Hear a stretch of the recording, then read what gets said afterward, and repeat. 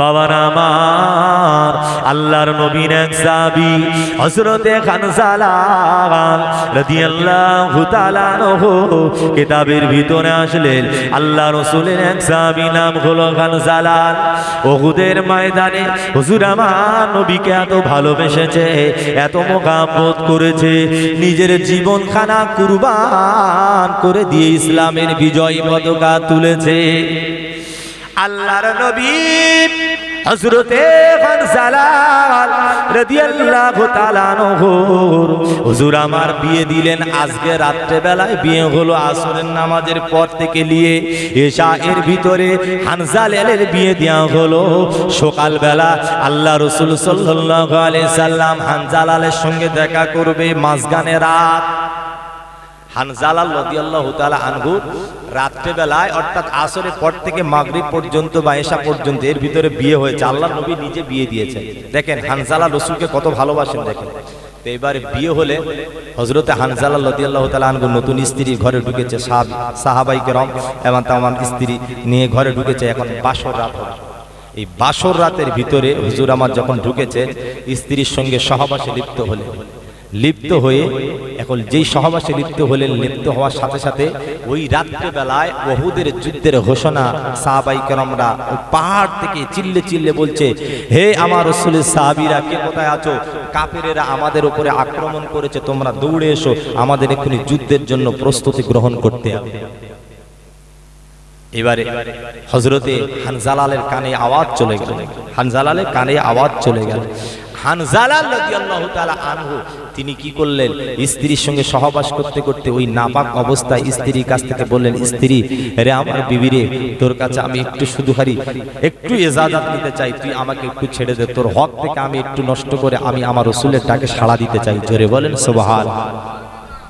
আমরা পারবো? হ্যাঁ, একজন ইমাম সাহেব একজন চা দোকানে বসে আছে, তার কাঁধে হাত দিয়ে বলছে, ভাই আসসালামু আলাইকুম সলিমউদ্দিন। বলে, কি ভাই? কি হুজুর? যে তোমাকে নামাজে দেখতে পাচ্ছি না, নামাজে চলো। ও একদিন হুজুরের কাছে কোনো রকম কথাবার্তা বলে একটু সরে টেরে এলো। তারপর থেকে 3 মাস আর হুজুরের সামনে এরকম হয় না, 3 মাস আর সামনে যায় না। কেন যায় না? গেলে হুজুর একটু নামাজের জন্য বলবে। আচ্ছা, আপনাকে নামাজি বানিয়ে হুজুরের 200 টাকা লাভ হবে? লাভ হবে কি? লাভ হবে না। তাহলে আপনি নামাজে যাননি, আপনার ঘাটতি। জি, রাসূলের সাহাবীকে কেউ ডাকতে আসেনি যে হানজালা চলে এসো, যুদ্ধে যেতে হবে। শুধু ওপর থেকে আওয়াজ হয়েছে হানজালা রাদিয়াল্লাহু আনহু বিবির সাথে সহবাসে লিপ্ত আছে। হযরতে হানজালা রাদিয়াল্লাহু তাআলা আনহু হুজুর আমার বিবির সঙ্গে সহবাস করলো। আমার নবীর সঙ্গে আমার রাসূলের সাহাবী বিবির সঙ্গে সহবাসে লিপ্ত হলো। রাতের বেলায় যেই না বিবির ঘরে শুয়ে আছে, আর রাসূলের সাহাবীর আওয়াজ কানে আসলো। কে যেন আওয়াজ দিলেন, ওরে আমার রাসূলের সাহাবীরা,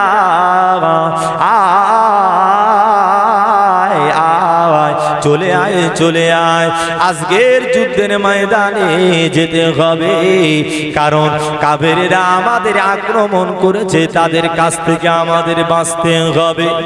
হানজালা বিবির কাছে বলেন, ও আমার বিবি, ছুটি দাও, ছুটি দাও, রাসূলের সাহাবী আমার ডেকেছে, আমার সঙ্গী ভাই আমাকে ডেকেছে, যুদ্ধের ময়দানে আমাকে অংশগ্রহণ করতে হবে। বিবি স্বামীর পাটা জড়িয়ে ধরলেন, ধরে কান্না শুরু করলেন, স্বামী গো, আজকের এই আসরের নামাজের পর আমাদের 2 জনের বিয়ে হয়েছে, এখনো তোমাকে আমি চিনি না, তুমি আমাকেও চেনো না। স্বামী, তুমি যুদ্ধে যাচ্ছ, যাও, আমি নিষেধ করবো না যে তুমি যেও না, তুমি যুদ্ধে যাচ্ছ, যাও, আমি নিষেধ করবো না যে যেও না। কিন্তু স্বামী, তোমার তো আমি একবারও চিনলাম না, তুমি আমাকে একবারও চিনলে না, একবার তুমি আমার মুখটা দেখে যাও, তুমি যদি যুদ্ধেতে শহীদ হয়ে যাও, তাহলে যেন কিয়ামতের মাঠে ময়দানে আমি তোমাকে দেখে চিনতে পারি যে না এটা আমার স্বামী, আর তুমি আমাকে দেখে চিনতে পারো যে এটা আমাকে বিবি। জোরে বলেন সুবহানাল্লাহ। জি, দেখেন স্বামী স্ত্রীকে কত মহব্বত করে, স্ত্রী স্বামীকে কত মহব্বত করে। দেখেন স্ত্রী বলছে, স্বামী রাসূলের যুদ্ধের জন্য ডাক পড়েছে, তুমি যাবে, যাও, অসুবিধা নেই, কিন্তু তুমি আমার একবার দেখে যাও, যাতে কিয়ামতের মাঠে তুমি আমার চিনতে পারো, তুমি তো যুদ্ধে যাচ্ছ, শহীদও হয়ে যেতে পারো। তো এবার হানজালা রাদিয়াল্লাহু আনহু বিবির কাছ থেকে অনুমতি নিয়ে বেরো। হযরতে হানজালালের বিবি আল্লাহর নবী সাহাবী, আল্লাহ রাসূলের সাহাবীর পিছন থেকে জামাটা টেনে ধরে বললেন, ওরে আমার স্বামী, ও আমার স্বামী, তুমি তো আমার সঙ্গে সহবাসে লিপ্ত হয়েছ, তোমার গাটা নাপাক অবস্থায় আছে, যাও যুদ্ধে যাও, আমি তোমাকে নিষেধ করব না, কিন্তু অনুরোধ হলো তুমি একবার গোসল করে যাও, ফরজ গোসলটা করে যাও, তুমি তো নাপাক অবস্থায় আছো। তো হানজালা বললেন, বিবি আমি গোসল করে যাওয়ার জন্য যদি গোসল করতে যাই তাহলে আমার এই মুহূর্তে টাইম লস হয়ে যাবে, এর মধ্যে যদি যুদ্ধ শুরু হয়ে যায় না জানি আমাদের কতটা না ক্ষতি হয়ে যাবে, আমার গোসল করার সময় নেই, এখনই আমাকে ছেড়ে দাও, আমি বেরিয়ে যাই, এখনই আমাকে ছেড়ে দাও, আমি বেরিয়ে যাই।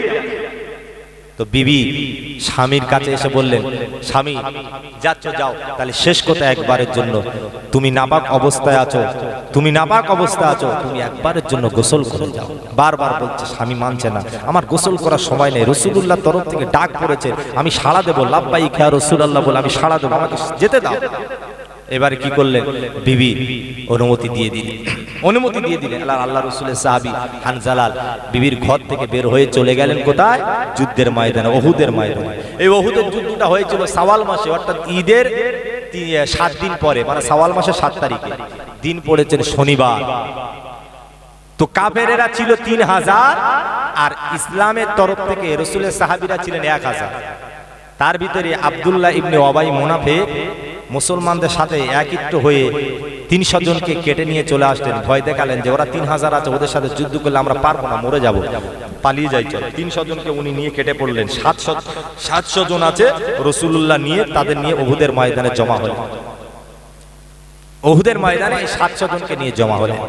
জি, ওর ভিতরে 700 জনের ভিতরে রাসূলুল্লাহ সাহাবীরা 70 জন শহীদ হয়ে গিয়েছে, শহীদ হয়ে গিয়েছিলেন।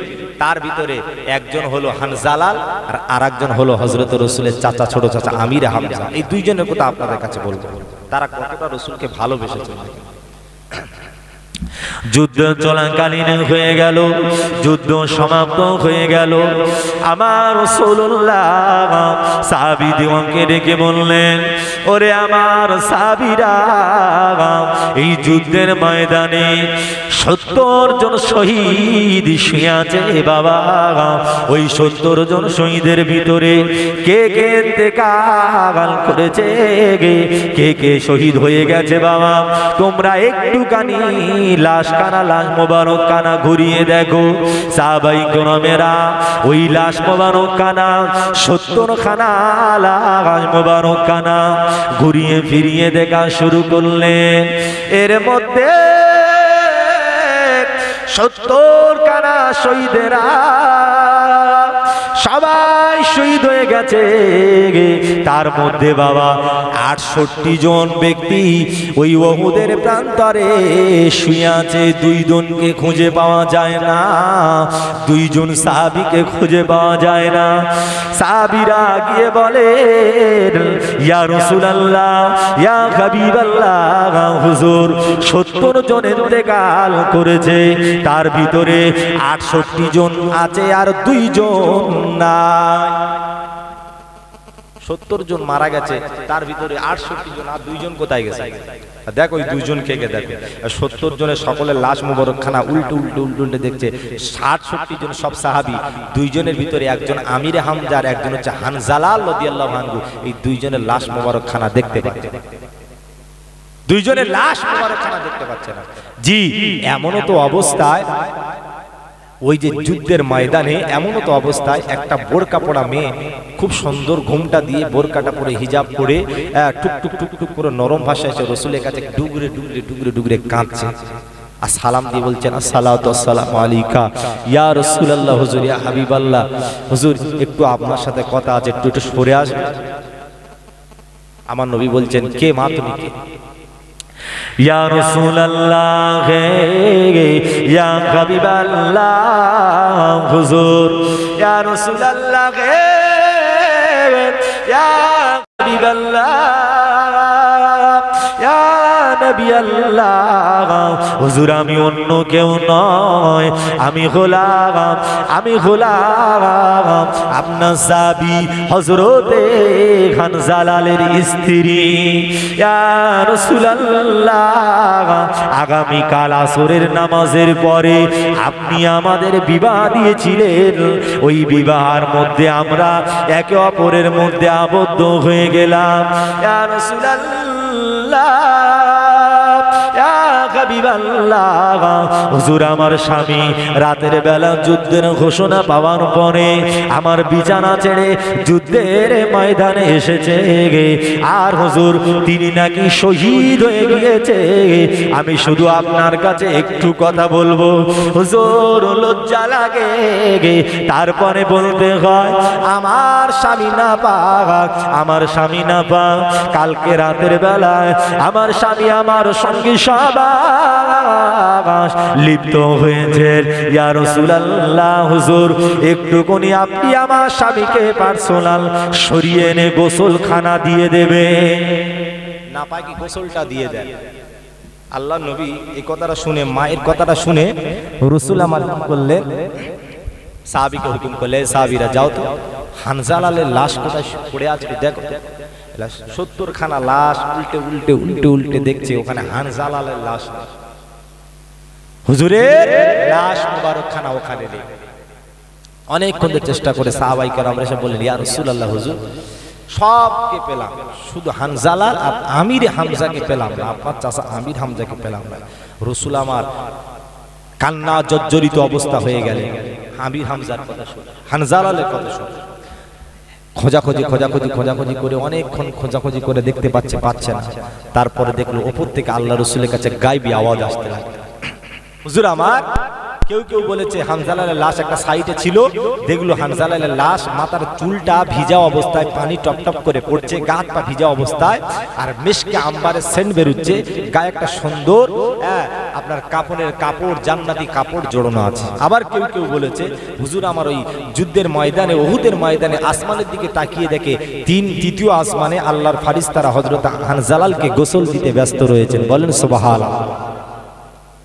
এইবারে হযরত হানজালালের এই অবস্থা দেখে হানজালালের বিবি পাশে আছে, এবার আল্লাহ রাসূল আসমানের দিকে তাকিয়ে খানিকক্ষণ তাকিয়ে নিচে করে নিয়ে বিবিকে ডেকে বলছে, মারে আমি তোমাকে জানিয়ে দিলাম, শোনো আজকের হানজালালের এই যে আমি এখানে পাচ্ছি না, এর করুণ অবস্থার কারণ তুমি জানো? মা বলছে না। ওরে আমার বেটি শুনে রেখে দাও, ওরে আমার আল্লাহর বান্দি জেনে রেখে দাও, শুনে রেখে দাও, হানজালালের লাশ দুনিয়ার জমিনে নাই বিবি, হানজালালের লাশ আমার আল্লাহ পাক আল্লাহ তুলে নিয়েছেন আসমানে, আমার আল্লাহ পাক আসমানে তুলে নিয়ে আমার আল্লাহ ফেরেশতাদের দ্বারায় হানজালালের নাপাকি গোসলখানা, ফরজ গোসলখানা দিয়ে দিলেন। ওরে আল্লাহর বান্দি, ওরে আমার আল্লাহর মাহবুবা, শুনে রেখে দাও, জেনে রেখে দাও, তোমার হানজালাল নাপাক অবস্থায় ছিল বলে আমার আল্লাহ আল্লাহর মালাইকা ফারিস্তাদের দিয়ে হানজালালের নাপাকি গোসল দিয়ে দিচ্ছে। জোরে বলে, হানজালালে নাপাকি গোসলটা দিয়ে দিচ্ছে। বিবি তুমি চিন্তা করো না, ও হানজালালের বিবি তুমি ভয় করো না, আল্লাহ পাক কিয়ামতের দিলে হানজালালের সাথে তোমার জান্নাতিবাসী করবে। জোরে বলেন সুবহানাল্লাহ। বিবি বললেন, ইয়া রাসূলুল্লাহ, ইয়া হাবিবাল্লাহ, হুজুর আমি কথা দিচ্ছি, আমি যে স্বামীর সংসার করব বলে হাতে হাত রেখে আপনার কাছে আমি কবুল বলেছি, ইয়া রাসূলুল্লাহ আমি আজকে সেই বিবি জানিয়ে দিলাম, আমি যতদিন পর্যন্ত না মরবো ততদিন পর্যন্ত আমি আর দ্বিতীয় বিয়েতে কোনো আবদ্ধ হব না। জোরে বলেন সুবহানাল্লাহ। ইয়া রাসূলুল্লাহ আমি হানজালালের অপেক্ষায় থাকবো, জান্নাতে যাতে আমি হানজালাল স্বামী হিসাবে গ্রহণ করতে পারি। বলেন সুবহানাল্লাহ। জি, তানারা নিজেদের বিবিদের বাসর ঘর ছেড়ে চলে গেছেন, রাসূলের ডাকে সাড়া দিয়ে শহীদ হয়ে গেছে, শহীদ হয়ে গেছে। আর আমাদের ঘরের ছেলেরা, যুবকেরা, জি ইমাম সাহেবের দিকে 3 কদম পায়ে বাদায় নেমে যায়, মাঠে নেমে যায়, যে না যদি নামাজের কথা বলে জি, আজকের আমি আপনাদের কাছে কত ওয়াজ নসিহত করে নামাজের কথা তালিম দিয়ে যাব। আপনাদের জমা ঘরে তো সব সময় তালিম হয়, আপনারা তো সব সময় ওয়াজ নসিহত শোনেন, তবু আপনারা নামাজি হন না। আর আমি কি 1 ঘন্টা 2 ঘন্টার জন্য এসে নামাজি বানাতে পারবো? হেদায়েতের মালিক আমি না আল্লাহ। জোরে বলে, আমি যদি হেদায়েতের মালিক হতাম, রসুল যদি হেদায়েতের মালিক হতো, তাহলে নবী তার চাচা আবু তালিবকে হেদায়েত দিতে পারত? তার চাচা তার চাচতো চাচা আবু জাহেলকে হেদায়েত দিতে পারতো না? হযরত নূহ আলাইহিস সালাম তার বিবিকে হেদায়েত দিতে পারতো, তার ছেলে কেনানকে হেদায়েত দিতে পারতো, কিন্তু তারা সব কাফের হয়ে মরেছে। একমাত্র হেদায়েতের মালিক হলো আল্লাহ। আল্লাহ যাকে চান তাকে হেদায়েত দেবেন, তবে আল্লাহ কাউকে ইচ্ছা করে হেদায়েত দেবেন না যদি সে নিজ থেকে না চেষ্টা করে, নিজ থেকে না চেষ্টা করে। একটা উদাহরণ, আপনার পিঠে চুলকোনা পেয়েছে, পিঠে চুলকোনা পেয়েছে, একজনকে বলেন যদি পিঠটা চুলকে দিত, ও যদি সারা পিঠটা চুলকে দিত, তবে আপনাকে পোষাবে না, পোষাবে? যদি আপনি ওই জায়গায় হাত যায়, ওই জায়গায় যদি আপনি চুলকান, আপনার মনে তৃপ্তি আসবে, কারণ আপনি নিজ ইচ্ছায় কোথায় লেগেছে না লেগেছে, কোথায় চুলকাচ্ছে আপনার জানা আছে, সে জায়গায় আপনি চুলকেছেন। আপনার মনের খবর আপনি ভালো জানেন, আপনি কত পাপী কতটা খারাপ আপনি ভালো জানেন। আল্লাহর কাছে আপনি চাইবেন, আল্লাহ আপনাকে মাফ করবে, কিন্তু অন্যজন আপনাকে হেদায়েত দিতে পারবে না, যত তালিম হোক এটাও সেটাও দিয়ে। কিন্তু আপনাকে নিজ থেকে চেষ্টা করতে হবে না, হবে না? চেষ্টা করতে হবে, চেষ্টা না করলে কিছু হবে না। জি, তাই হযরতে হানজালা রাদিয়াল্লাহু আনহু রাসূলুল্লাহকে এত ভালোবেসেছেন, নিজের জীবনের চাইতে জি চলে গেছে বিবির বাসর ঘর ছেড়ে দিয়ে, শহীদ হয়ে তিনি জান্নাতবাসী হয়েছে। শুধু জান্নাতীবাসী নয়, সারা ওয়ার্ল্ডে মুসলিমদের শিক্ষা দিয়ে গেছে যে ইসলামকে ভালোবাসতে গেলে, নবীকে ভালোবাসতে গেলে কি কি করতে হয়, কি কি করতে হয়। দেখেন, আমার রাসূলের চাচা আমির হামজাকেও পাওয়া যাচ্ছে না। জি, ছুটে গেলেন, আমির হামজার কাছে ছুটে গেলেন। আমার নবী সাহাবীরা, রাসূলুল্লাহ সাহাবীরা ছুটে গেলেন। হযরতে হামজার লাশ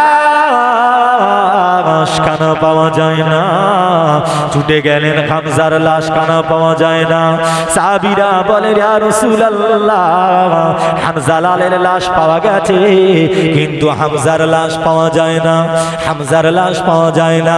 একটু দূরে ঘেটে ঘেটে গিয়ে দেখে একটা লাশ পড়ে আছে, ওই লাশের কিছু চেনা যায় না, ওই লাশের কান 2খানা কাটা আর নাকটা কাটা আছে। একটা লাশ পড়ে আছে, ওই লাশটার গিয়ে দেখলো 2টা কান কাটা আর এই নাকটা কাটা, আর গলার শ্বাসনালী থেকে এইখান থেকে পেট পর্যন্ত বুক চিড়ে দিয়ে আর কাঁচা কলিজা চিবিয়ে চিবিয়ে কেউ খেয়ে যেন পাশে ফেলে রেখে দিয়েছে, আর নাড়ি ভুঁড়ি টেনে বের করে রেখে দিয়েছে। হযরতে আমির হামজার লাশ মোবারকখানা এই অবস্থা দেখলো উহুদের ময়দানে। উহুদের ময়দানে একজন সাহাবী ছুটে ছুটে ছুটে ছুটে গিয়ে রাসূলের ওই সাহাবীর এই নির্মম মানে কষ্ট বেদনাদায়ক দেহটা দেখে তিনি ছুটে গেলেন রাসূলুল্লাহর কাছে, গিয়ে বলছেন, ইয়া রাসূলুল্লাহ, হুজুর আপনার চাচার লাশ পাওয়া গিয়েছে হুজুর, তবে আমি আপনার চাচার লাশের বিবরণ দিতে পারবো না, আপনি যদি পারেন একটু হেঁটে হেঁটে আপনি গিয়ে দেখবেন, চলুন আপনি একটু গিয়ে দেখবেন, চলুন আপনার চাচা। এবার রাসূলুল্লাহ সাল্লাল্লাহু আলাইহি সাল্লাম হেঁটে হেঁটে হেঁটে হেঁটে লাশ মোবারকখানার কাছে গিয়েছেন, হযরত আমির হামজার লাশ মোবারকখানার কাছে। আমার নবীর চাচা বোন, আমার রাসূলুল্লাহর চাচা হযরতে আমির হামজার লাশ মোবারকখানার কাছে গিয়ে দেখলেন, দেহ মোবারকখানার কাছে গিয়ে দেখলেন এক দেহ পড়ে আছে, আর ওই দেহর নাকটা কাটা, পাটা কাটা, দুটো কান কাটা, গলার শ্বাসনলী থেকে বুক পর্যন্ত চেড়া অবস্থায়, ফ্যাপসা গিলে কলিজা বের করে কে যেন খেয়েছে, নাড়ি ভড়ি বের করে বাইরে ফেলে রেখেছে, আর এই কানের এখান থেকে যেন তরবারি গেড়ে দিয়েছে, তীর গেড়ে দিয়েছে। এমন অবস্থায় দেখলে আমার রাসূলুল্লাহ চাচা এই নির্মম মারার ঘটনাটা, এই শহীদের ঘটনাটা, চাচার এই অত্যাচারের ঘটনাটা আমার রাসূলুল্লাহ নিজে দাঁড়িয়ে দাঁড়িয়ে দাঁড়িয়ে দাঁড়িয়ে দেখলেন হুজুর আমার দাঁড়িয়ে দাঁড়িয়ে দেখে আল্লাহর নবী হাঁটু গেড়ে জমিনের ওপরে বসে পড়ে আর আল্লাহর কাছে দুইখানা খালি হাত তুলে কচি বাচ্চাদের মতন ডুগরে ডুগরে খাদে আর বলেন ও মালিক ও আমার আল্লাহ বা তুমি আমার চাচাকে আমার কাছে হাতিয়ার হিসাবে দিয়েছিলে আজকের কাফেরেরা আমার চাচাকে এমন ভাবে মারলো এমন ভাবে অত্যাচার করলো আমার চাচার চেনা যায় না দুইটা কান কাটা নাকটা কেটে নিয়েছে আমার চাচার বুকখানা ফেড়ে দিয়ে নাড়ি আর বুড়ি আর ব্যবসা গিলে যা গিলা বের করে কে যেন কাঁচা চিবিয়ে চিবিয়ে খেয়েছে পাশে পড়ে আছে একটা মানুষের লাশ পড়ে আছে আর তার পাশে কলিজা চিবানো অবস্থায় পড়ে আছে থুতু সমেত কিতাবের ভিতরে এসেছে বর্ণনায় যে আবু সুফিয়ান নামে একজন কাফের ছিলেন উনি পরবর্তীতে ইসলাম কবুল করেছিলেন ওনার একটা বিবি ছিলেন নাম হিন্দা হযরত আমির হামজার প্রতি ওনার রাগ ছিলেন কেন বদরের যুদ্ধ হযরত আমির হামজার হাতে ওনার আব্বা শহীদ ওনার আব্বা মারা গিয়েছিলেন হযরত আমির হামজা ওনাকে মেরেছিলেন কেননা ইসলামের জন্য ক্ষতি করার জন্য ওরা এসেছিল ওই প্রতিশোধটা নেওয়ার জন্য হিন্দা রাসূলের চাচা আমির হামজার ওই অত্যাচারটা করেছে কিভাবে করেছে বলা হয়েছে হযরত আমির হামজা যুদ্ধ করতে করতে দেখেছে সব কাফেরেরা পালিয়ে যাচ্ছে তা আমির হামজা রাদিয়াল্লাহু আনহু মনে করেছে তাহলে কাফেরেরা হেরে গেছে পালিয়ে যাচ্ছে তাহলে এখানে একটু এবার আমাদের আনন্দ উপভোগ করার সময় এসে গেছে এরা ইসলামের কলেমা জয়ী হয়ে গেছে বলে তরবারি উঁচু করে নারায়ে তাকবীর স্লোগান দিতে লাগলেন এই বলে আরামে ওরা বসে বসে ওখানে যে যারা যুদ্ধ করতে এসেছিল ওরা যে জিনিসপত্রগুলো এনেছিল সব ফেলে দিয়ে চলে গেছে এবার এরা সাহাবাই কেরামরা এনারা কি করেছে ওগুলো গুড়িয়ে গুড়িয়ে গুড়িয়ে গুড়িয়ে আমানতের মাল তো ওগুলো তো গনিমতের মাল ওগুলো জোগাড় করে এক জায়গায় রাখছে আর ওরা পালিয়ে যেতে যেতে পিছন ভাই ঘুরে এক জায়গায় লুকিয়ে বসেছে বসে আর দূর থেকে তীর মেরেছেন হযরত আমির হামজার তীর মারলে কিতাবের ভিতরে এসেছে এই তীর মারলে এই যে নবীর কাছ থেকে আমির হামজা নবীর কাছ থেকে ঢুকেছে আর এই পিঠে চাল দিয়ে তীরটা হাফ বেরিয়ে গেছে এই যে পিঠ থেকে হাফ বার হয়ে গেছে তো এই অবস্থায় আমির হামজা এত শক্তিশালী লোক ছিল তারপরেও তরবারি উঁচু করে নিয়ে শত্রুর পক্ষের দিকে এগিয়ে যাচ্ছে বলা হয়েছে ওই তীর যখন মারে তার আগে একজন শত্রু সামনে এসেছে এক মানে তরবারির আঘাতে দুটো করে দিয়েছে এত গায়ে শক্তি ছিল হযরত আমির হামজা আর এই পেটে যখন তীর গেড়ে গেল আমির হামজা রাদিয়াল্লাহু আনহু শুয়ে পড়েছে পড়ার সাথে সাথে ওই অবস্থায় কি করেছে একজন ওই যে আপনার জুবাইর নামে একজন কাফেরদের ভিতরে একজন ব্যক্তি ছিলেন নেতা ছিলেন তিনি ওয়াইসি নামে একজনকে ঠিক করেছিল হযরত হামজাকে মারার জন্য সে তাড়াতাড়ি করে ছুটে এসে হযরত আমির হামজা রাদিয়াল্লাহু আনহুর বুকের উপরে চড়ে বসে গোলার শ্বাসনলিতে তরবারি এরকম ঢুকিয়ে দিলেন হযরত আমির হামজা রাদিয়াল্লাহু আনহুর লাশ মোবারকখানা ছটফট ছটফট করতে লাগলেন ঢুকিয়ে দিয়ে সঙ্গে সঙ্গে এইভাবে টেনে ফেড়ে দিলেন যেমন আমরা গরু জবাই করার পরে সিনা ফাড়ি এই রকম হযরত আমির হামজা রাদিয়াল্লাহু আনহুর লাশ মোবারকখানা ফেড়ে দিলেন ফেড়ে দিয়ে সঙ্গে সঙ্গে যা ছিল নারী বুড়ি যা ছিল সব বের করেছে বলেন একজন ব্যক্তি ইসলামের পাওয়ার ইমানি পাওয়ার কতটা থাকতে পারলে এই ইসলামের জন্য এত খেদমত করতে পারে এত নিজের জানকে কুরবানি দিতে পারে জি শুধু তাই নয় আমির হামজার লাশটা ফেড়ে দিয়ে গিলে কলিজা বের করেছে আর সঙ্গে সঙ্গে হিন্দা ছুটে এসেছে আবু সুফিয়ানের গিন্নি হিন্দা ছুটে এসে বলে দাও কলিজাটা আমার কাছে দাও ওর কলিজা যতক্ষণ না পর্যন্ত আমি চিবাবো আমার রাগ মিটবে হযরত আমির হামজার কাঁচা কলিজা নিয়ে চিবিয়ে চিবিয়ে খেতে লাগলেন আর পাশে ফেলে দিয়ে লাস্ট পর্যন্ত কি করলেন বলো কান দুটো কাট হযরত হামজা রাদিয়াল্লাহু আনহুর কান দুটো কাটা হলো নাকটা কাটা হলো কেটে কি করেছেন তীরের ভিতরে ঢুকিয়ে সুতা দিয়ে গলার হার বানিয়ে গলায় দিয়ে উঠে ঘোড়ার পিঠে করে সাওয়ারি হয়ে ঘরে গেলেন রাসূলের চাচা এই অবস্থা থেকে নবী আমার হাঁটু গেড়ে বসে আমার নবীর চাচা এই অবস্থা দেখে বাবা আমার রাসূলুল্লাহ হাঁটু গেড়ে বসে গেলে আল্লাহর নবী আমার আল্লাহর দরবারে দুটো হাত কানা তুলে ফরিয়াদ করে কাঁদে ওরে আমার মালিক ও আমার রব ওরে আমার মালিক ও আমার মালিক আল্লাহ পাক আল্লাহ আমার চাচা এমন করে নির্মম ভাবে অত্যাচার করে মেরেছে। আল্লাহ আমার চাচা জীবনে কোনো বিনা কারণে কাফেরদের গায়ে হাত দেয় নাই। আল্লাহ পাক আল্লাহ আমার চাচাকে পাওয়া যায় না, চেনা যায় না, চেনা যায় না। আমার চাচার দুইটা কান কেটে নিয়েছে, নাক কানা কেটে নিয়েছে, আমার চাচার কলিজা খানা কেটে চিবিয়ে চিবিয়ে খেয়েছে। আমার রাসূলুল্লাহ এত ডুগরে ডুগরে কাঁদে, এত রোনাজারি করে কাঁদে, নবীর কান্না আশেপাশে সব সাহাবীরা নবীর সঙ্গে ডুগরে ডুগরে কান্না শুরু করলেন। আমার নবীর কান্না কিতাবের ভিতরে এসেছে, হযরত আমির হামজার এই অসহায় দেহ কানা দেখে এত কান্না কেঁদেছে, এমন কান্না আর দ্বিতীয় কোনো দিন কাঁদে না। দেখে আমরা নবীকে ভালোবাসি, আর রসুলের চাচা রসুলের সাহাবীরা রসুলকে ভালোবাসতেন, তাহলে এক ভালোবাসা? আবার এটা কি এক ভালোবাসা? এক ভালোবাসা। আমরা নবীর দিওয়ানা, দাড়ি টুড়ি পড়বো না। হ্যাঁ, আমরা রসুলের দিওয়ানি, পর্দা করতে পারবো না। আমার বাবাজিরা, আমরা যারা এত রসুলের আশিকি দেখাই, দেখেন সাহাবাই কেরামরা রাসূলুল্লাহকে কেমন ভালোবেসেছেন, আর আমরা কতটা ভালোবাসতে। দেখেন মুখে দাড়ি রাখতে গেলে লজ্জা পাই, হ্যাঁ, মাথায় টুপি দিতে গেলে লজ্জা পাই, আবার মেয়েরা পর্দা করতে গেলে লজ্জা পায়। আমার একটা ভাই হাফেজ, বুঝতে পেরেছেন, একসঙ্গে থাকি, আমার নিজের ভাই না, আমার একসাথে পড়াশোনা করি, নতুন বিয়ে করেছেন ভাই, ভালো করে বলি শুনেন, সে ওয়াজ মাহফিলও করে, নতুন বিয়ে করেছে, বিয়ে করে 1-1.5 বছর ধরে তার সংসারের যুদ্ধ এক নাগাড়ে অনর্গল হয়ে যাচ্ছে।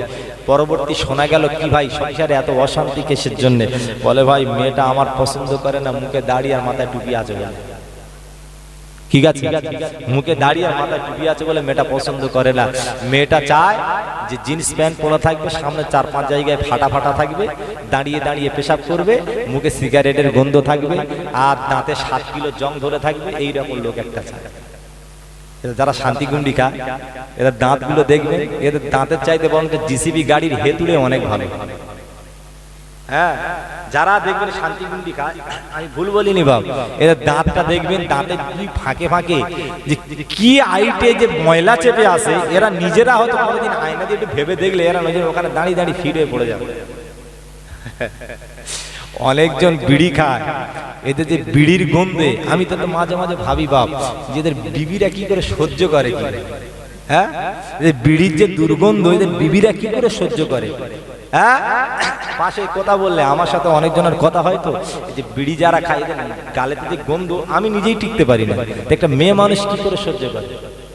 নিশ্চয়ই ও বদদোয়া করে যে আল্লাহ ওর মুখটা যদি আমার মুখের কাছে না থেকে 5টা মুখের কাছে থাকতো, তার গন্ধ অনেক ভালো। হ্যাঁ, মাইকের সাউন্ডটা খুব কম আছে তো পরীক্ষার সময়, এই জন্য আমার চিল্লাতে হচ্ছে প্রচুর। জি, যারা মহিলারা অনেকজন বদদোয়া করে যে আল্লাহ এমন একজনকে নিয়ে সংসার করছি, তার মুখের যে দুর্গন্ধ এর চাইতে এর পাশার গন্ধ অনেক ভালো। এইটা আমার মুখের দিকে থাকলে তবু সহ্য করা যায়, কিন্তু মুখে বিড়ির গন্ধ সহ্য করা যায় না। আবার আমাদের ওখানে একজন ব্যক্তি আছে খুব আল্লাহওয়ালা, ফুরফুরা শরীফে মেজো হুজুর পীর কেবলা রহমতুল্লাহ আলাইহির মুরিদ ছিলেন। ওনার আব্বা দাদা হুজুরের মুরিদ, দাদা হুজুরের খলিফা ছিলেন আমাদের ওইখানে। এখানে কে কে নাম শুনেছেন? ঢোলা, দক্ষিণ 24 পরগনা ফকির সাহেব মাদারপাড়া নাম কেউ কি জানেন? জানেন না? ওটা একটা দাদা হুজুরের খলিফার বাড়ি। ওনার একটা নাতি মাদ্রাসা পড়াকালীনে একবার শুধু বিড়ি টেনেছিলেন, একবার শুধু বিড়ি টেনেছিলেন। আমি শোনা গল্প বলছি। জি, এখন উনি আমলিয়াত লোক, আল্লাহওয়ালা বুজুর্গ লোক, ওনার কাছে অনর্গল আল্লাহ নেক নেক জেন আসে যায়। একটা ভালো নেক জেন, পরহেজগার জেন, যিনি 5 ওয়াক্ত নামাজ পড়ে, সে একদিন এসে ওনাকে বলছে তোমার মুখেতে বিড়ির গন্ধ তোমার কাছে আসতে পারি না। একবার মাত্র বিড়ি টেনেছে, তাহলে সে একটা ভালো জেন যদি বিড়ির গন্ধে মুখটা ওনার কাছে না নিয়ে আসতে পারে, যে মাল তো 24 ঘন্টা খেয়ে যাচ্ছে। হ্যাঁ, আপনার সারাদিনে 3 বালতিরও হয় না। আমাদের বাড়ি, আমার ঘরমাদা হচ্ছে, আমি ঘরমাচ্ছি, রাজমিস্ত্রি কাজ করাচ্ছি, তো মিস্ত্রি একজন আর লেবার 2 জন কাজ করছে, বুঝতে পেরেছে? আমার অর্ডার করছে যে হুজুর 3 প্যাকেট বিড়ি, 3 বান্ডিল বিড়ি লাগবে। আরে একদিনে 3 বান্ডিল, একদিনে 3 বান্ডিল বিড়ি? তাহলে কি খাওয়া খায় চিন্তা করে দেখে, কি খাওয়া খায় চিন্তা করে দেখে। ভিতরে যে ইট ভাটার মতন কয়লা পড়ে আসবে সেটা জানে না। জি, আমার রাসূলুল্লাহ বলছেন, যাদের গালে দুর্গন্ধ আছে আল্লাহর নেক ফেরেশতা তার কাছে আসা যাওয়া করে না, বন্ধ করে দেয়, তার কাছেই অল টোটালি যায় না। হ্যাঁ, তার কাছে যায় না, তো তার বরকত হবে কি করে? বরকত কোনো কিছু হবে না, কোনো বরকতই হবে না। আমার ভাইরা, আমরা রসুলের এমন দিওয়ানা, আমরা রসুলের একটা সুন্নাত মুখে রাখতে লজ্জা পাই, একটা মুখে রাখতে লজ্জা পাই। আমার ভাইরা মুসলমান, ওরে আমার কলিজা টুকরা ইমানদার, শুনে রেখে দেন, জেনে রেখে দেন, আমরা রাসূলুল্লাহকে কেমন ভালোবাসি, আর আমার নবী সাহাবীরা রাসূলুল্লাহকে কেমন ভালোবাসে। আমার নবী জানা আমার সাহাবীরা, শুনে রেখে দাও, তোমরা ফজরের নামাজের সময় তোমরা পুরুষেরা ঘরেতে ঘুমাবে, আর আমি নবী জানিয়ে দিলাম তোমরা ওই ফরজের আরামের ঘুমকে হারাম করে আমার আল্লাহ রাজি খুশির জন্য নামাজে আসবে। আমি রাসূলুল্লাহ জানিয়ে দিলাম, আমার আল্লাহ পাক আল্লাহ তাআলা তোমার সারাদিন তোমার সমস্ত রিজিকের অভাব দূর করে দেবে, চেহারাটা উজ্জ্বল করে দেবে, আমার আল্লাহ অভাবকে দূর করে দেবে, তোমার চেহারাটা নুরানি বানিয়ে দেবে, আর আমার আল্লাহ তোমার সমস্ত দিক থেকে আমার আল্লাহ সবল বানিয়ে দেবে। আল্লাহর নবী বলেছে, স্বামী যদি ঘরে ঘুমায়, ফজরে আজান হয়ে গেছে, ওটার সময় হয়নি, স্ত্রী যদি পাশ থেকে বলে হেগো ফজরে আজান হয়ে গেছে, ওটো যাও নামাজটা পড়ে এসো, নামাজটা পড়ে এসো, স্ত্রী যদি ডেকে দিতে পারে, আমার নবী বলেছেন ওই স্বামী এসে ফজরের নামাজ পড়বে, ওর নামাজের ভিতরে যা সওয়াব পাবে তার চাইতে লক্ষ হাজার কোটি গুণ সওয়াব আমার আল্লাহ স্ত্রীর নামায় আমালে লিখিয়ে দেবে। জোরে বলেন সুবহান। আমাদের ঘরের বিবিরা জাগিয়ে দেয়, জাগিয়ে দেয়, জাগিয়ে দেওয়া তো দূরের কথা, জাগিয়ে দেওয়া তো দূরের কথা, স্ত্রী স্বামী আমাদের ভিতরে, এই দেখেন গোপন কথা আপনাদের কাছে এটা বলার মজলিস বলতে হয়, অনেকে হয়তো বলতে চায় না, সুন্নাতি মজমা বলে লজ্জা পায়, কিন্তু লজ্জা পেলে চলবে না, বলতে হবে। আমাদের ভিতরে অনেক স্বামী আর অনেক স্ত্রী আছে যারা শারীরিক সম্পর্ক করে বেলা 10:30 সময় গোসল করে না? হ্যাঁ, এরকম ব্যক্তি অনেক আছে। জি, অনেক মা আছে, বোন আছে, অনেক ভাই আছে, বাবাজি আছে, শারীরিক সম্পর্ক করে 8:30টার সময় গোসল করে। অনেকজন আছে আবার ভাত রান্না করে দুপুরবেলা একেবারে গাবে, বুঝতে পেরেছেন? দেখে আমার রাসূলুল্লাহ বলেছেন, যে ব্যক্তিটা শারীরিক সম্পর্ক করলো, শারীরিক সম্পর্ক করার পরে সবচেয়ে অতি উত্তম হলো শারীরিক সম্পর্ক করার পরে সঙ্গে সঙ্গে গোসল করে নেওয়া। রাত 10টা, 11টা, 12টা, 1টা, 2টো যাই হোক, যদি তা না হয় ফজরের নামাজের আগে গোসল করা। তারপরে যদি সকাল হয়ে যায় তবে ইচ্ছাকৃতভাবে ফজরের নামাজ কাজা করে গোসল করলো না, বেলা হয়ে গেল গোসল করলো, নবী বলল তার উপরে আল্লাহর গজব নাজিল হতে থাকবে। প্রথম নম্বর গজব হলো তার সংসারে জীবনে উন্নতি হবে না। দ্বিতীয় নম্বর গজব হলো স্বামী স্ত্রীর দাম্পত্য জীবন অর্থাৎ নিজেদের যৌবন শেষ হয়ে যাবে। তৃতীয় নম্বর গজব হলো আমার আল্লাহ পাক ওই সংসারের ভিতরে ঝগড়া ঝামেলা লাগিয়ে রেখে দেবে স্বামী স্ত্রীর ভিতরে। 4 নম্বর হলো ওদের রেজেক সংকীর্ণ হয়ে যায়। 5 নম্বর হলো হায়াত কমে যায়। আর সবচাইতে বড় কথা হলো ঈমানই চলে যায় দুর্বল হয়ে। যারা যারা এই কাজের সাথে লিপ্ত আছেন আপনাদের অনুরোধ, স্বামী স্ত্রী শারীরিক সম্পর্ক করার পরে অন্তত গোসল করবেন নামাজের আগে, ফজরের নামাজের আগে গোসল করে ফজরের নামাজ পড়ে তারপরে সকালে কাজে কামে বেরোবেন। এই কাজ ছাড়া আপনারা করবেন না। এই কাজের কারণে অনেক কিন্তু পাপ আমাদের নামায় আমার লেখা হয়। ভাইরা আমার মুসলমানেরা, ওরে আমার নবীর উম্মাত, ও আমার নবীর উম্মাতানিরা, শুনে রেখে দাও বাবা, আমার রাসূলুল্লাহ জানিয়ে দিলেন, এরে আমার উম্মাত উম্মাতানিরা, আমাকে ভালোবাসো। লা ইউমিনু আহাদুকুম হাত্তা আকুনা আহাব্বা ইলাইহি মিন ওয়ালিদিহি ওয়া ওয়ালাদিহি ওয়ান নাসি আজমাইন। এরে আমার উম্মাত, তোমার নিজের বিবির চেতে, তোমার নিজের বাচ্চার চাইতে, নিজের মায়ের থেকে, নিজের আব্বার থেকে, নিজের সম্পত্তি টাকা পয়সার চাইতে আমি রাসূলুল্লাহ আমাকে বেশি ভালোবাসতে হবে, তবে তোমরা কামিয়াবি মুসলমান হতে পারবে। তাহলে না, আমরা যদি নবীকে একটু একটু ভালোবাসি তাও ইমানদার নয়, কোন রকম তাও নয়।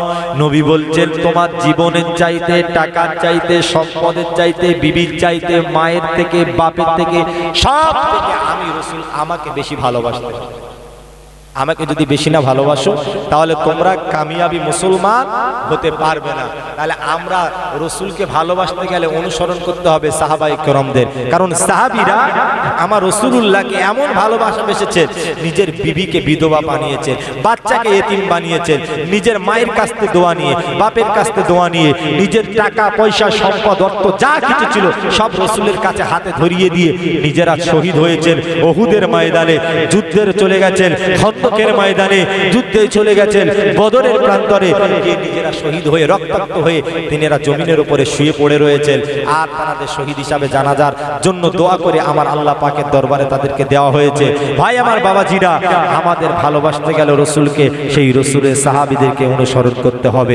একটু জোরে জোরে দুরূদ শরীফ পড়েন আল্লাহুম্মা।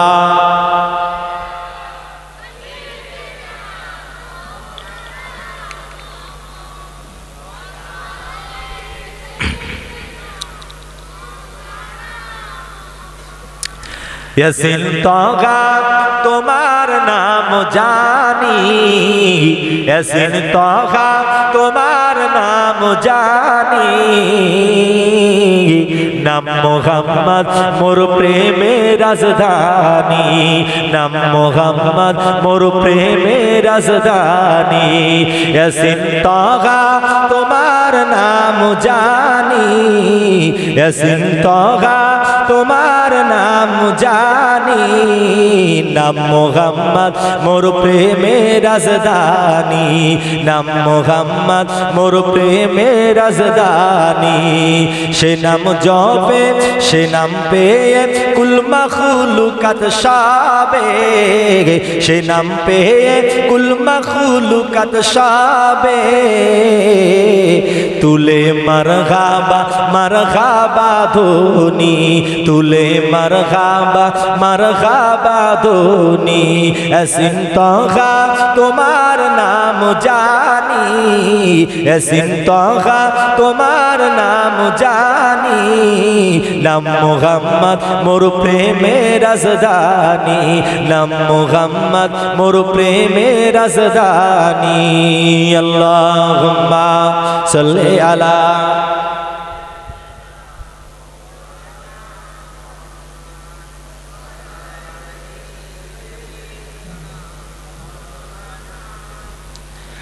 যে নূর জ্বলল রবিউল আউয়ালে, আজীবন উম্মতি গেল যে বলে, সে নূর দেখে অবাক চাঁদ আসমানি, সে নূর দেখে অবাক চাঁদ আসমানি, নাম মুহাম্মদ মোর প্রেমের রাজধানী, নাম মুহাম্মদ মোর প্রেমের রাজধানী।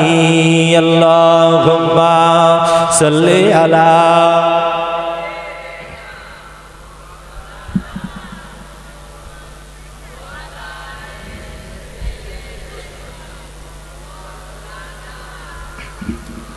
বাবাজি, আমরা রাসূলুল্লাহকে ভালোবাসবো কি? আমাদের দিলের ভিতরে যে জঘন্য জঘন্য খারাপ কাজ আছে এই কাজগুলোর কারণে রাসূলুল্লাহর ভালোবাসা আমাদের দিলের ভিতরে ঠাঁই পায় না। আবার একটা গ্লাস, এই যে পানির বোতলটা আছে, এই পানির বোতলে যদি আমি পুরোটা পানি ভরিয়ে রাখি, এর ভিতরে কি হাওয়া থাকবে? থাকবে না। আর যদি পানিটা বের করে দিই তাহলে হাওয়া থাকবে, থাকবে না? তাহলে এইরকম আমাদের দিলটা আছে, এই দিলের ভিতরে এত নোংরা নোংরা জিনিস আছে, এই দিলের ভিতরে কোরআনের বাণী আর পৌঁছাচ্ছে না।